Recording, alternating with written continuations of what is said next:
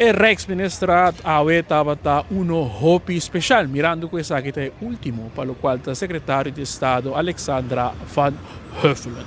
Il ministro plenipotenziario di Aruba, Corsau Isen Martin Abisayo, na lo quale tabata un ayan di un buon relazione con tabata den reino.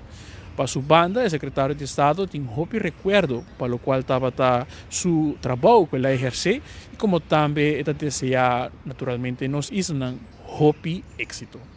Maar voor mij was het wel de laatste keer en dat voelt natuurlijk toch wel een beetje, nou ja, met enige weemoed. We hebben veel vergaderingen gehad. Sommige waren kort en hadden we al veel overeenstemming bereikt van tevoren. Soms waren het ingewikkeldere discussies. Maar altijd goed en fair, op basis van respect en vertrouwen.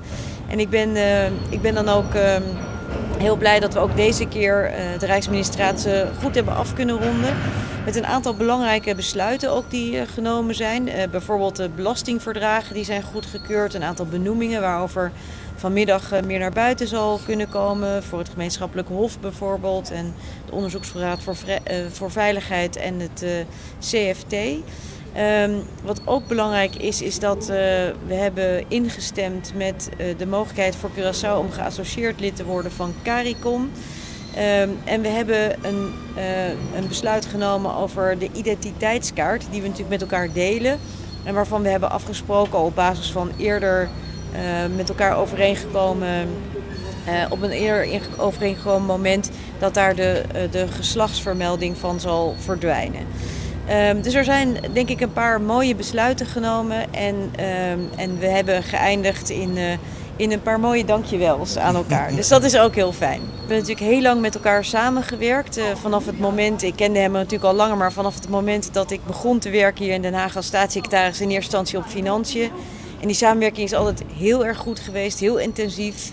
Ik ben ontzettend blij met alle steun die ik van deze premier heb gekregen in mijn verschillende rollen. Dus ik zal hem zeker missen. En ja, we hebben nog een ministerraad volgende week. Maar dan is hij er zelf niet, want dan zal hij in Brussel zijn. Ja. Enkele tips voor u op Porter?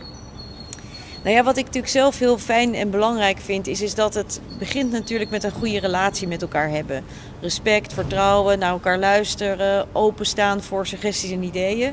En ik hoop dat die relatie zoals die nu is ontstaan in de afgelopen tijd ook door zal gaan in de volgende regering.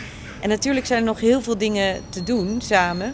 En daar wens ik niet alleen maar hem, maar natuurlijk ook de landen en de eilanden en de inwoners van deze eilanden heel veel succes mee.